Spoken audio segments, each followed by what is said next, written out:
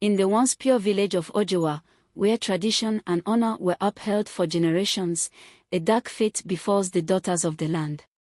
A mysterious force spreads through the village, and one by one, every girl loses her innocence, not by choice, but as if an unseen curse compels them toward a life of immorality. At the heart of the chaos is Nkem, a young woman who refuses to be swept away by the strange affliction. As she watches her childhood friends and even her younger sister fall under the spell of temptation, she becomes determined to uncover the source of the evil. Could it be the old shrine at the edge of the forest, where a bitter deity was once abandoned? Or is it the work of a vengeful elder who cursed the village after being wronged? As Nkem digs deeper, she finds herself trapped. In the small village of Aya, girls were raised with great care. Mothers taught their daughters the ways of tradition, and fathers protected their families with pride. But one day, something strange happened. The young girls of Aya began to change. It started with Ada, the daughter of the village chief.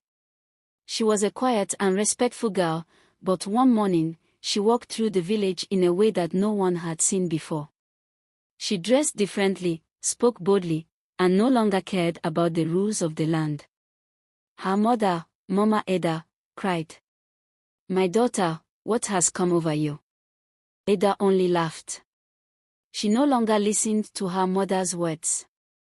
Soon, the other girls of Aya began to behave the same way. One by one, they abandoned their homes, their families, and their traditions. The elders of Aya gathered in the village square. Baba Ife, the oldest man in the village, shook his head. "This is not normal," he said. "Something evil is at work."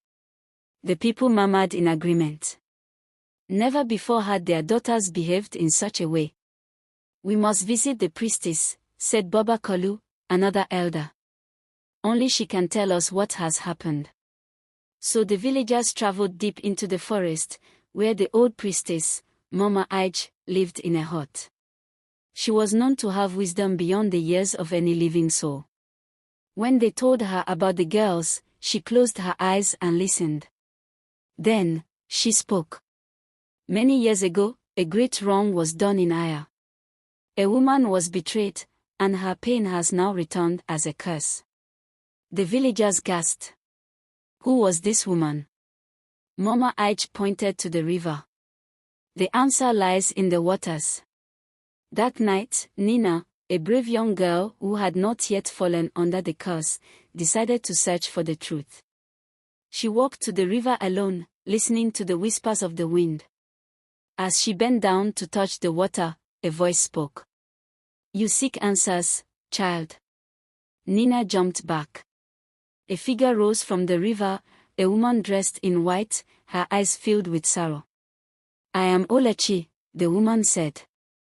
"Many years ago, I was to marry the man I loved. But the people of Aya betrayed me. They cast me away, calling me unworthy. In my pain, I cursed this land. Now, your daughters walk the path I was forced to take." Nina's heart pounded. "Please, Olachi, tell me how to break this curse." The spirit of Olachi sighed. "Only when Aya feels the pain I felt will the curse be lifted." By the next morning, Aya was worse than ever. The girls no longer cared for their homes. Fathers wept, mothers begged, but nothing changed. Baba Ife called the villagers together. "We must find a way to end this." But no one knew how. Then Nnena stepped forward. "I know the truth," she said. She told them everything, about Olachi, about the betrayal, and about the curse. The people of Aya trembled. Many years ago, Olachi had been promised to a wealthy man, but he abandoned her for another woman. When she protested, the village turned against her, casting her into the river. Baba Ife lowered his head. "We have made a great mistake." The villagers hurried to the river. "Olachi," they called. "Forgive us." The spirit of Olachi appeared once more. "You cannot undo my pain," she said. Mama Eda fell to her knees. "Please, Our daughters are lost. Tell us what we must do. Olachi's eyes softened. You must give me justice. The people were silent. Then Nnena spoke. What if we honor you? What if Aya remembers your name forever? Olachi thought for a long time. Then, she nodded. Build a shrine for me, and promise that no woman of Aya will ever suffer as I did. The villagers agreed. They built a shrine by the river and held a great ceremony. They spoke Olachi's name with love, asking for her blessing. The next morning, something changed. The girls of Aya woke up as if from a deep sleep. They did not remember what had happened, but they felt lighter, as if a heavy weight had been lifted from their hearts. The village rejoiced. Fathers embraced their daughters, mothers wept with joy. The curse was broken. From that day on, Aya never forgot Olachi's name.